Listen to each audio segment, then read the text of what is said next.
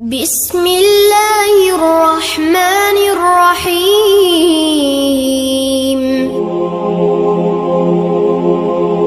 அன்னை ஹப்ஸா ரலியல்லாஹு அன்ஹா இஸ்லாத்திற்கு பெரும் தியாகங்களை செய்தவர்களில் அபூபக்கர் ரலியல்லாஹு அன்ஹு அவர்களும் உமர் ரலியல்லாஹு அன்ஹு அவர்களும் குறிப்பிடத்தக்கவர்கள். இவர்களில் அபூபக்கர் ரலியல்லாஹு அன்ஹு அவர்களின் மகள் ஆயிஷா ரலியல்லாஹு அன்ஹு அவர்களை நபி ஸல்லல்லாஹு அலைஹி வஸல்லம் அவர்கள் மதீனா வருவதற்கு முன்பே திருமணம் செய்தார்கள். இதை போன்று உமர் ரலியல்லாஹு அன்ஹு அவர்களின் மகள் அன்னை ஹப்ஸா ரலியல்லாஹு அன்ஹு அவர்களை ஹிஜ்ரத் செய்து சென்ற பிறகு திருமணம் புரிந்தார்கள். உமர் ரலியல்லாஹு அன்ஹு ஜைனப் பின்த் மலோன் ரலியல்லாஹு அன்ஹு தம்பதிகளுக்கு மகளாக கிபி 606 ஆண்டில் அன்னை ஹப்ஸா ரலியல்லாஹு அன்ஹு அவர்கள் பிறந்தார்கள். அன்னை ஹப்ஸா ரலியல்லாஹு அன்ஹு அவர்களின் தந்தை உமர் ரலியல்லாஹு அன்ஹு அவர்கள் சிறப்புக்குரியவர்களாக திகழ்ந்தது போல் தாயார் ஜைனப் அவர்களும் சிறப்புக்குரியவர்களாக திகழ்ந்தார்கள். மதீனாவிற்கு நாடு துறந்து சென்ற மதிப்புமிக்க நபித்தோழர்களில் இவர்களும் ஒருவர். நபி ஸல்லல்லாஹு அலைஹி வஸல்லம் அவர்களின் வழிமுறைகளை ஜானுக்கு ஜான் முழத்துக்கு முழம் பின்பற்றும் மாமனிதரும் ஏராளமான நபிமொழிகளை அறிவித்தவருமான இப்னு உமர் ரலியல்லாஹு அன்ஹு அவர்கள் அன்னை ஹப்ஸா ரலியல்லாஹு அன்ஹு அவர்களின் தம்பி ஆவார். இப்னு உமர் ரலியல்லாஹு அன்ஹு அவர்களை தவிர வேறு 3 சகோதரர்களும் அன்னை ஹப்ஸா ரலியல்லாஹு அன்ஹு அவர்களுக்கு இருந்துள்ளார்கள். அந்த 3 சகோதரர்களின் பெயர்களும் அப்துர் ரஹ்மான் ஆகும். இவர்களில் மூத்த அப்துர் ரஹ்மானை அப்துர் ரஹ்மான் அல் அக்பர் என்றும், நடுவில் உள்ளவரை அப்துர் ரஹ்மான் அல் அஸ்வத் என்றும், இவருக்கு அபு சஹ்மா என்ற புனைப்பெயரும் உண்டு. இளையவரை அப்துர் ரஹ்மான் அல் அஸ்கர் என்றும், இவருக்கு அபுல் முஜப்பர் என்ற புனைப்பெயரும் உண்டு. அன்னை ஹப்ஸா ரலியல்லாஹு அன்ஹு அவர்களின் தாயாருடன் பிறந்த சகோதரர்கள் உஸ்மான் பின் மதோன் ரலியல்லாஹு அன்ஹு, ஹுதாமா ரலியல்லாஹு அன்ஹு ஆகியோர் சிறப்புமிக்க நபித்தோழர்கள் ஆவார்கள். அன்னை ஹப்ஸா ரலியல்லாஹு அன்ஹு அவர்களை முதலில் ஹுனைஸ் பின் ஹுதாஃபா அஸ்-ஸஹமி என்பவருக்கு உமர் ரலியல்லாஹு அன்ஹு அவர்கள் திருமணம் செய்து வைத்தார்கள். அன்னை ஹப்ஸா ரலியல்லாஹு அன்ஹு அவர்களுக்கு முதல் கணவராக இருந்த ஹுனைஸ் ரலியல்லாஹு அன்ஹு அவர்கள் மிகச்சிறந்த நபித்தோழர்களில் ஒருவர். இவர்கள் 2 முறை ஹிஜ்ரத் செய்தவர். முதலில் அபிசீனியாவிற்கு ஆரம்பமாக ஹிஜ்ரத் செய்தவர்களில் இவரும் ஒருவர். பின்னர் அங்கிருந்து மதீனா சென்ற ஹுனைஸ் ரலியல்லாஹு அன்ஹு அவர்கள் பத்ர் போரில் கலந்து கொண்டார். பனு சஹம் கோத்திரத்தாரில் ஹுனைஸ் ரலியல்லாஹு அன்ஹு அவர்களை தவிர வேறு யாரும் பத்ர் போரில் கலந்து கொள்ளவில்லை என்பது குறிப்பிடத்தக்கது. பின்னர் உஹது போரில் கலந்து கொண்டு அப்போரில் ஏற்பட்ட காயத்தால் அவர்கள் உயிர் நீத்தார்கள். அன்னை ஹப்ஸா ரலியல்லாஹு அன்ஹு அவர்கள் விதவையானார்கள். இளம் வயதில் விதவையான மகளை கண்ட உமர் ரலியல்லாஹு அன்ஹு அவர்கள் கவலை அடைந்தார்கள். தம் மகளுக்கு ஒரு மணமகனை தேர்வு செய்து திருமணம் முடிக்க எண்ணி உஸ்மான் ரலியல்லாஹு அன்ஹு அவர்களை அணுகினார்கள். ஆனால் அவர்கள் ஒப்புக்கொள்ளவில்லை. பின்னர் அபூபக்கர் ரலியல்லாஹு அன்ஹு அவர்களை சந்தித்து கேட்டார்கள். அவர்களும் எந்த பதிலும் சொல்லாமல் மௌனமானார்கள். இது உமர் ரலியல்லாஹு அன்ஹு அவர்களை கவலையடைய செய்தது. பின்னர் இறை தூதர் நபிகள் நாயகம் ஸல்லல்லாஹு அலைஹி வஸல்லம் அவர்களே உமர் ரலியல்லாஹு அன்ஹு அவர்களுக்கு மருமகனாக கிடைத்தார்கள். இது பற்றிய விளக்கம் புகாரியிலே இடம்பெற்றுள்ளது. உமர் பின் கத்தாப் ரலியல்லாஹு அன்ஹு அவர்கள் தம் மருமகன் ஹுனைஸ் பின் ஹுதாஃபா அஸ்-ஸஹ்மி ரலியல்லாஹு அன்ஹு அவர்கள் இறந்து விட்டதால் மகள் ஹப்ஸா விதவையான போது அவர்களை வேறொருவருக்கு திருமணம் செய்து முடிக்க எண்ணினார்கள். ஹுனைஸ் அவர்கள் அல்லாஹ்வின் தூதர் ஸல்லல்லாஹு அலைஹி வஸல்லம் அவர்களின் தோழர்களில் ஒருவரும் பத்ர் போரில் கலந்து கொண்டவருமாயிருந்தார். உமர் ரலியல்லாஹு அன்ஹு அவர்கள் கூறினார்கள், நான் உஸ்மான் பின் அஃபான் அவர்களை சந்தித்து என் மகள் ஹப்ஸாவை குறித்து எடுத்து கூறி, நீங்கள் விரும்பினால் என் மகள் ஹப்ஸாவை உங்களுக்கு திருமணம் செய்து வைக்கிறேன் என்று கூறினேன். அதற்கு உஸ்மான் ரலியல்லாஹு அன்ஹு அவர்கள், இந்த விடயத்தில் நான் யோசிக்க வேண்டியிருக்கிறது என்று கூறினார். சில நாட்கள் பொறுத்திருந்தேன். பிறகு உஸ்மான் ரலியல்லாஹு அன்ஹு அவர்களை சந்தித்த பொழுது, இப்போது திருமணம் செய்து கொள்ள வேண்டாம் என்றே எண்ணி உள்ளேன் என்று கூறினார்.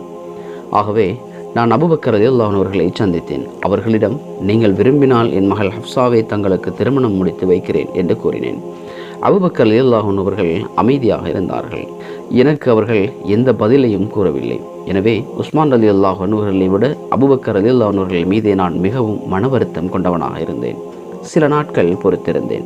பிறகு அல்லாஹ்வின் தூதர் ஸல்லல்லாஹு அலைஹி வஸல்லம் அவர்கள் ஹப்ஸாவை பெண் கேட்டார்கள். எனவே அல்லாஹ்வின் தூதர் ஸல்லல்லாஹு அலைஹி வஸல்லம் அவர்களுக்கு ஹப்ஸாவை திருமணம் செய்து வைத்தேன். பிறகு ஒரு நாள் அபூபக்கர் ரலியல்லாஹு அன்ஹு அவர்கள் என்னை சந்தித்த பொழுது, நீங்கள் என்னிடம் ஹப்ஸா குறித்து சொன்னபோது நான் உங்களுக்கு பதில் எதுவும் கூறாததால் உங்களுக்கு என் மீது வருத்தம் இருக்கக்கூடும் என்று கூறினார்கள். நான் ஆம் என்றேன். அதற்கு அபூபக்கர் ரலியல்லாஹு அன்ஹு அவர்கள், நீங்கள் கூறிய பொழுது நான் உங்களுக்கு பதில் கூறாததற்கு காரணம் அல்லாஹ்வின் தூதர் ஸல்லல்லாஹு அலைஹி வஸல்லம் அவர்கள் ஹப்ஸா அவர்களை தாம் மனம் புரிந்து கொள்வது பற்றி பேசியதை நான் அறிந்தேன். அல்லாஹ்வின் தூதர் ஸல்லல்லாஹு அலைஹி வஸல்லம் அவர்களின் இந்த இரகசியத்தை நான் வெளிப்படுத்தவும் விரும்பவில்லை. எனவே நான் உங்களுக்கு பதில் எதுவும் கூறவில்லை. நபிகள் நாயகம் ஸல்லல்லாஹு அலைஹி வஸல்லம் அவர்கள் ஹப்ஸாவை திருமணம் செய்யாமல் விட்டிருந்தால் உறுதியாக அவர்களை நான் மனைவியாக ஏற்றுக்கொண்டிருப்பேன் என்று கூறினார்கள். இந்த செய்தியை அப்துல்லாஹ் இப்னு உமர் ரலியல்லாஹு அன்ஹு அவர்கள் அறிவிக்கிறார்கள். இது புகாரியிலே 5122வது செய்தியாக பதிவு செய்யப்பட்டிருக்கிறது. அன்னை ஹப்ஸா ரலியல்லாஹு அன்ஹா அவர்கள் அன்னை ஆயிஷா ரலியல்லாஹு அன்ஹா அவர்களோடு அதிக நெருக்கமுடையவர்களாக இருந்தார்கள். இதனால் அவர்களிடையே சண்டைகள் ஏற்பட்டதும் உண்டு. நபிகள் நாயகம் ஸல்லல்லாஹு அலைஹி வஸல்லம் அவர்கள் நோயுற்றிருந்த பொழுது மக்களுக்கு தொழுகை நடத்தும்படி அபூபக்கரிடம் கூறுங்கள் என்று கூறினார்கள். அதற்கு அபூபக்கர், உங்களிடத்தில் நின்று தொழுகை நடத்துவார்களானால் அவர்கள் அழுவதன் காரணத்தால் மக்களுக்கு அல் குர்ஆனை கேட்கச் செய்ய அவர்களால் முடியாது. எனவே உமர் மக்களுக்கு தொழுவிக்கட்டும் என்று நான் நபிகள் நாயகம் ஸல்லல்லாஹு அலைஹி வஸல்லம் அவர்களிடம் கூறினேன். மேலும் அபூபக்கர் ரலியல்லாஹு அன்ஹு அவர்கள் உங்களிடத்தில் நின்று தொழுகை நடத்தினால் அதிகம் அவர் அழுவதனால் மக்களுக்கு குர்ஆனை கேட்கச் செய்ய அவரால் முடியாது.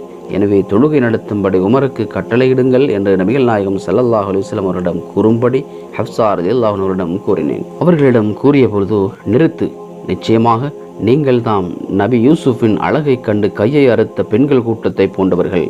மக்களுக்கு தொழுகை நடத்துமாறு அபூபக்கரிடம் கூறுங்கள் என்று நபிகள் நாயகம் ஸல்லல்லாஹு அலைஹி வஸல்லம் அவர்கள் கூறினார்கள். அப்போது ஹப்ஸா ரலியல்லாஹு அன்ஹா அவர்கள் என்னிடம், உன்னால் நான் எந்த நன்மையும் அடையவில்லை என்று கூறினார்கள். இதை ஆயிஷா ரலியல்லாஹு அன்ஹா அறிவிக்கிறார்கள். இது புகாரிலே 679வது செய்தியாக பதிவு செய்யப்பட்டிருக்கிறது. இதே போன்று அன்னை ஹப்ஸா ரலியல்லாஹு அன்ஹா அவர்களுக்கு சில விஷயங்களை விட்டு கொடுத்து பின்னர் அதற்காக ஆயிஷா ரலியல்லாஹு அன்ஹா அவர்கள் கவலைப்பட்டதும் உண்டு. அப்படிப்பட்ட ஒரு சம்பவத்தை பாருங்கள். நபிகள் நாயகம் ஸல்லல்லாஹு அலைஹி வஸல்லம் அவர்கள் பயணம் மேற்கொள்ள விரும்பினால் தம் துணைவியரிடையே சீட்டு குலுக்குவார்கள். யாருடைய பெயர் வருகிறதோ அவரை தம்முடன் அழைத்து செல்வார்கள். ஒருமுறை எனது பெயரும் ஹப்ஸாவின் பெயரும் வந்தது. இரவு நேர பயணங்களில் நபிகள் நாயகம் ஸல்லல்லாஹு அலைஹி வஸல்லம் அவர்கள் என்னுடன் பேசிக் கொண்டு வருவார்கள். ஹப்ஸா ரலியல்லாஹு அன்ஹா அவர்கள் என்னிடம், இந்த இரவு நீங்கள் எனது ஒட்டகத்தில் பயணம் செய்து வாருங்கள், நான் உங்களது ஒட்டகத்தில் பயணம் செய்து பார்க்கிறேன் என்று கூறினார்கள். நான் சரி என்று கூறினேன். ஆகவே நாங்கள் ஒட்டகத்தை மாற்றிக்கொண்டு ஏறி பயணிக்கலானோம். அப்போது நபிகள் நாயகம் ஸல்லல்லாஹு அலைஹி வஸல்லம் அவர்கள் நான் முதலில் ஏறி வந்த எனது ஒட்டகத்தை நோக்கி வந்தார்கள். அதில் ஹப்ஸா ரலியல்லாஹு அன்ஹா அவர்கள் இருந்தார்கள். அவருக்கு நபி ஸல்லல்லாஹு அலைஹி வஸல்லம் அவர்கள் சலாம் கூறினார்கள். பிறகு பயணத்தை தொடர்ந்தார்கள். அவர்கள் ஒரு இடத்தில் இறங்கினார்கள். அப்போது நான் நபிகள் நாயகம் ஸல்லல்லாஹு அலைஹி வஸல்லம் அவர்களை தேடினேன். அவர்கள் இறங்கிய அந்த நேரம் நான் எனது இரு கால்களை இத்ருக்கு என்ற புட்களுக்கு இடையே வைத்துக்கொண்டு, இறைவா, ஒரு தேளையோ அல்லது ஒரு பாம்பையோ என் மீது ஏவிவிடு என்று சொன்னேன். ஹப்ஸாவுடன் தங்கியதற்காக இதை தவிர நபிகள் நாயகம் ஸல்லல்லாஹு அலைஹி வஸல்லம் அவர்களை என்னால் ஒன்றும் செய்ய முடியவில்லை. இதை ஆயிஷா ரலியல்லாஹு அன்ஹா அறிவிக்கிறார்கள். இது புகாரியிலும் முஸ்லிமிலும் பதிவு செய்யப்பட்டிருக்கிறது. அன்னை ஹப்ஸா ரலியல்லாஹு அன்ஹா அவர்கள் நபிகள் நாயகம் ஸல்லல்லாஹு அலைஹி வஸல்லம் அவர்கள் மீது கொண்ட அதிக அன்பின் காரணத்தால் நபிகள் நாயகம் ஸல்லல்லாஹு அலைஹி வஸல்லம் அவர்கள் தம்மிடமே அதிக நேரம் இருக்க வேண்டும் என்று ஆசைப்பட்டார்கள். இதை போன்று அன்னை ஆயிஷா ரலியல்லாஹு அன்ஹா அவர்களும் ஆசைப்பட்டார்கள். இதற்காக அவர்கள் இருவரும் சேர்ந்து சில குறும்பு வேலைகளும் செய்துள்ளார்கள். நபி ஸல்லல்லாஹு அலைஹி வஸல்லம் அவர்கள் தம் துணைவியார் ஸைனப் பின் ஜஹஷ் ரலியல்லாஹு அன்ஹா அவர்களிடம் தங்கியிருந்து அங்கு தேன் சாப்பிடுவது வழக்கம். ஆகவே நானும் ஹப்ஸாவும் நபி ஸல்லல்லாஹு அலைஹி வஸல்லம் அவர்கள் நம்மில் யாரிடம் முதலில் வந்தாலும் தங்களிடம் கருவேலம் பிசினின் வாடை வருகிறதே, பிசின் சாப்பிட்டீர்களா என்று கேட்டுவிட வேண்டும் என்று எங்களுக்குள் பேசி முடிவு செய்து கொண்டோம். எங்களில் ஒருவரிடம் நபிகள் நாயகம் ஸல்லல்லாஹு அலைஹி வஸல்லம் அவர்கள் வந்த பொழுது முன்பு பேசி வைத்திருந்தபடி கூறினோம். அதற்கு அல்லாஹ்வின் தூதர் ஸல்லல்லாஹு அலைஹி வஸல்லம் அவர்கள், ஒரு குறையும் நடந்திடவில்லை. ஸைனப் பின் ஜஹஸிடம் அவரது அறையில் தேன் அருந்தினேன், இனிமேல் ஒருபோதும் அவ்வாறு செய்ய மாட்டேன் என்று கூறினார்கள். ஆகவே நபியே முஹம்மதே, உமக்கு அல்லாஹ் அனுமதித்ததை உமது மனைவியரின் திருப்தியை நாடி ஏன் விளக்கிக் கொள்கிறீர் என்று தொடங்கி, நீங்கள் இருவரும் அல்லாஹ்விடம் பாவ மன்னிப்பு தேடினால் அதுவே நல்லது என முடியும் அந்த அல் குர்ஆனி வசனத்தை அல்லாஹு தாலா அருளினான். இதை ஆயிஷா ரலியல்லாஹு அன்ஹா அவர்கள் அறிவிக்கிறார்கள். புகாரியிலே 4912வது செய்தியாக இது பதிவு செய்யப்பட்டிருக்கிறது. இதை போன்று பல விடயங்களில் அன்னை ஹப்ஸா ரலியல்லாஹு அன்ஹா அவர்களும் அன்னை ஆயிஷா ரலியல்லாஹு அன்ஹா அவர்களும் கூட்டாக இருந்திருக்கிறார்கள். நபிகள் நாயகம் ஸல்லல்லாஹு அலைஹி வஸல்லம் அவர்களுக்கு ஹைபர் போரில் கிடைத்த நிலத்திலிருந்து ஒவ்வொரு வருடமும் தம் மனைவிமார்களுக்கு 80 வசக் அளவுக்கு பேரீச்சம்பழமும் 20 வசக் அளவுக்கு தொழி நீக்கப்படாத கோதுமையும் வழங்கி வந்தார்கள். உமர் ரலியல்லாஹு அன்ஹு அவர்கள் பொறுப்பேற்ற பொழுது ஹைபர் நிலவிடயத்தில் நபிகள் நாயகம் ஸல்லல்லாஹு அலைஹி வஸல்லம் அவர்களின் மனைவிமார்களுக்கு விருப்பம் வழங்கினார்கள். விரும்பியவர்கள் நிலத்தையும் அதற்குரிய நீரையும் பெற்று அதில் பயிரிட்டுக் கொள்ளலாம், அல்லது ஒவ்வொரு வருடமும் குறிப்பிட்ட அளவு தானியங்களை பெற்றுக்கொள்ளலாம் என்றார்கள். இதில் நபிகள் நாயகம் ஸல்லல்லாஹு அலைஹி வஸல்லம் அவர்களின் மனைவிமார்கள் கருத்து வேறுபாடு கொண்டார்கள். ஆயிஷா ரலியல்லாஹு அன்ஹா, ஹப்ஸா ரலியல்லாஹு அன்ஹா ஆகியோர் நிலத்தை நீரையும் எடுத்துக் கொண்டார்கள். இதை இப்னு உமர் ரலியல்லாஹு அன்ஹு அவர்கள் அறிவிக்கிறார்கள். இது முஸ்லிமிலே 3154வது செய்தியாக பதிவு செய்யப்பட்டிருக்கிறது. நபிகள் நாயகம் ஸல்லல்லாஹு அலைஹி வஸல்லம் அவர்களின் மீது அதிகம் அன்பு வைத்திருந்த அன்னை ஹப்ஸா ரலியல்லாஹு அன்ஹா அவர்கள் தெரிந்தோ தெரியாமலோ செய்த காரியத்தினால் நபிகள் நாயகம் ஸல்லல்லாஹு அலைஹி வஸல்லம் அவர்கள் ஹப்ஸா ரலியல்லாஹு அன்ஹா அவர்களை விவாகரத்து செய்து விட்டார்கள். பின்னர் அல்லாஹ்வின் அறிவுரையின்படி திரும்பவும் ஹப்ஸா ரலியல்லாஹு அன்ஹா அவர்களை அழைத்து கொண்டார்கள். இது தொடர்பாக நபிமொழி தொகுப்புகளிலே பல செய்திகள் இடம்பெற்றிருக்கிறது. நபிகள் நாயகம் ஸல்லல்லாஹு அலைஹி வஸல்லம் அவர்கள் ஹப்ஸா ரலியல்லாஹு அன்ஹா அவர்களை தலாக் கூறினார்கள், பின்னர் திரும்ப அழைத்து கொண்டார்கள் என்கின்ற செய்தி இப்னு உமர் ரலியல்லாஹு அன்ஹு அவர்கள் அறிவிக்கிறார்கள். இது நஸை, அபூ தாவூத், இப்னு மாஜா போன்ற கிரந்தங்களிலே பதிவு செய்யப்பட்டிருக்கிறது. உமர் ரலியல்லாஹு அன்ஹு அவர்கள் ஹப்ஸா ரலியல்லாஹு அன்ஹு அவர்களிடம் சென்றார்கள். அப்போது அவர்கள் அழுது கொண்டிருந்தார்கள். நபிகள் நாயகம் ஸல்லல்லாஹு அலைஹி வஸல்லம் அவர்கள் தலாக் கூறியதால் நீ அழுகின்றாயா? நிச்சயமாக நபி ஸல்லல்லாஹு அலைஹி வஸல்லம் அவர்கள் உன்னை தலாக் கூறிய பின் என் காரணத்தால் உன்னை திரும்ப அழைத்து கொண்டார்கள். அல்லாஹ்வின் மீது ஆணையாக இனிமேல் தலாக் சொல்லப்பட்டால் உன்னிடம் ஒரு வாரத்தை கூட பேச மாட்டேன் என்று உமர் ரலியல்லாஹு அன்ஹு அவர்கள் கூறினார்கள்.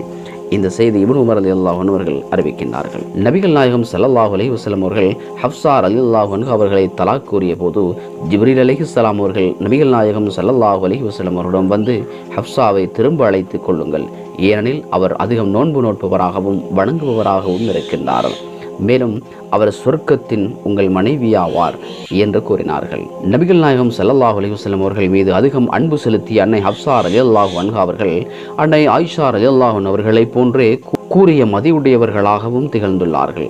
நபிகள் நாயகம் ஸல்லல்லாஹு அலைஹி வஸல்லம் அவரிடம் திருமறை குர்ஆன் வசனங்களை எடுத்து கூறி குறுக்கு விசாரணை செய்திருக்கின்றனர். அபூபக்கர் ரலியல்லாஹு அன்ஹு அவர்கள் காலத்தில் தொகுக்கப்பட்ட திருமறை குர்ஆனின் மூல பிரதி அவர்களுக்கு பிறகு உமர் ரலியல்லாஹு அன்ஹு அவர்களின் கைக்கு வந்தது.